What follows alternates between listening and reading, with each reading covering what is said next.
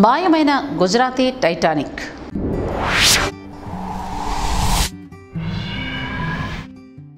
ఓడ ప్రయాణం మనలో చాలామందికి ఇష్టమైన అంశాల్లో ఒకటి. సముద్రపు అలల మీద అలా అలా గెంతుతూ వెళుతుంటే ఆహా ఆహా ఎంత మధురం, ఎంత సుమధురం ఆ పరవళ్ల సమయం అని భావకవులు కూడా ఓడ ప్రయాణం గురించి ఎన్నో రకాలుగా వర్ణిస్తారు. కానీ అదే ఓడకు ప్రమాదం జరిగినప్పుడు, అందులోని వారు మరణించినప్పుడు మాత్రం ఆ కథ ఇంకా ఇంట్రెస్టింగ్గా మారుతుంది. అలాంటి ఒక మునిగిపోయిన ఓడ ద ఇండియన్ టైటానిక్గా పేరు తెచ్చుకున్న ఎస్ఎస్ వైతర్నా గురించి ఇప్పుడు వివరంగా తెలుసుకుందాం.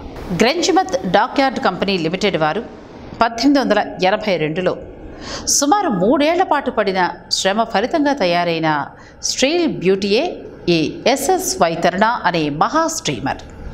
అతి పెద్ద ఓడ కాకపోయినా కూడా తన వంతు నిర్మాణ శైలితో ఒక గుర్తింపును కూడా తెచ్చుకోగలిగింది ఎస్ఎస్ వైతర్నా.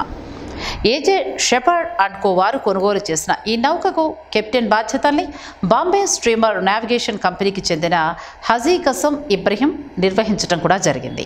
విజిలీ అంటే విద్యుత్ అనే ముద్దు పేరును సొంతం చేసుకున్న ఈ నౌక ప్రపంచవ్యాప్తంగా కూడా చాలా పేరు ప్రఖ్యాతులు గడించిన వాటిలో ఒకటిగా నిలిచింది. అందు కారణం ఇందులో ఉండే ఎలక్ట్రిక్ బల్బులు. విద్యుత్ దీపాలంకరణతో దగదగాయమానంగా వెలిగిపోయే ఈ నౌకను చూసి చాలామంది ఇలాంటి విద్యుత్ అలంకరణ మన ఇళ్లలో కూడా ఉంటే ఎంతో బాగుండేది అని, మన బ్రతికి ఇంకా లాంతర్ల పాలే అని వాపోయేవారంటే ఎంతటి ప్రభావవంతమైన శోభ ఈ నౌక సొంతమో మనం అర్థం చేసుకోవచ్చు. సుమారు ₹8 టికెట్.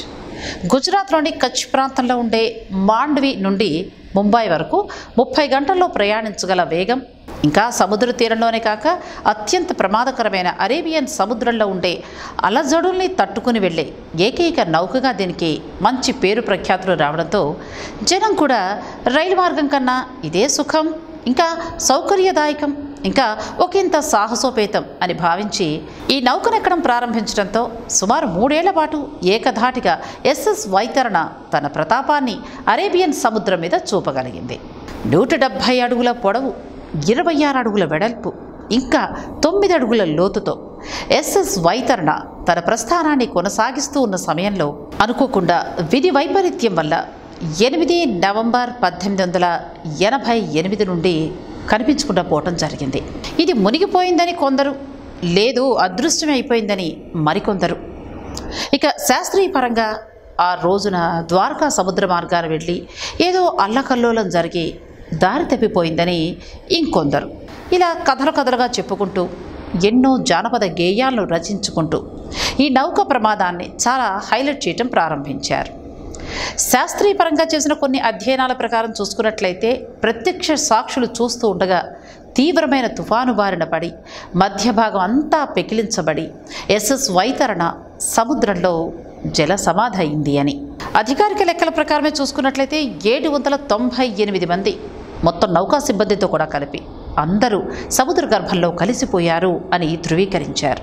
కానీ హాజీ కసం తారీ విజ్లీరే మాచ్ దరియే వీరాంతే అనే జానపద గేయంలో మాత్రం సుమారు 1300 మంది ఈ నౌకా ప్రమాదంలో మరణించారు అని ఉండడంతో శాస్త్రీయంగా ఇంకా సామాజికంగా కూడా ఒక చర్చనీయాంశమైంది ఈ నౌక కథ. అసలు హాస్యాస్పదమైన విషయం ఏంటి అంటే ఈ ప్రమాదం జరిగిన 24 ఏళ్ల తరువాత ఆర్ఎంఎస్ టైటానిక్ మునిగిపోయింది. కానీ ఎస్ఎస్ వైతర్నాను మాత్రం గుజరాతీ టైటానిక్ అన్న పేరుతో బాగా ప్రాచుర్యంలోకి తీసుకొచ్చారు. పరదేశపు పగడాలను నెత్తిన పెట్టుకుని ఊరేగడం అంటే ఇదే మరి అని చమత్కరిస్తారు ఎందరో వికట కవులు. ఇక బయోపిక్లకు నెలవుగా మారిన మన భారతీయ చలనచిత్ర పరిశ్రమ రాణా దగ్గుబాటి ముఖ్య కథానాయకుడిగా విజిలీ mystery of the phantom ship అనే కథాంశాన్ని తెరకెక్కిస్తున్నట్టు వార్తలు పుట్టుకురావడంతో ఆ సినిమాకు సంబంధించిన కొన్ని పేర్లు కూడా బయటికి రావడంతో ఇంకా ప్రాధాన్యతను సంతరించుకుంది ఈ నౌక. జ్వానీల్ మెహతా ఇంకా యోగేష్ జోషిల సారథ్యంలో ఈ సినిమా తెరకెక్కుతున్నట్లు వార్తలు రావడంతో రానున్న రోజుల్లో ఇంకా కొన్ని కొత్త కొత్త అంశాలు మనకు తెలియవచ్చు అనే ఆశాభావాన్ని వ్యక్తం చేస్తున్నారు ప్రజలు. అదండి కథ. నౌక అలా సరిగ్గా వెడుతూ తన గమ్యస్థానాన్ని చేరుకుని అందరినీ క్షేమంగా చేరిస్తే కథలో ట్విస్ట్ ఏముంది?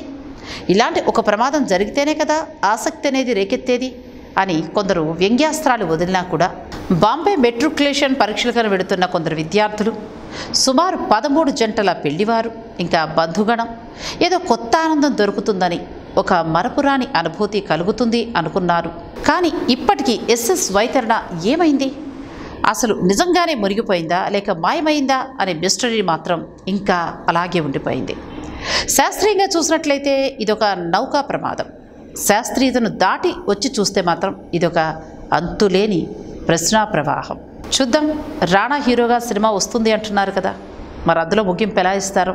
అప్పటి వరకు లెట్స్ వెయిట్ అండ్ సీ. ఇలాంటి మరిన్ని విశేషాల కోసం మా ఛానల్ని సబ్స్క్రైబ్ చేయండి.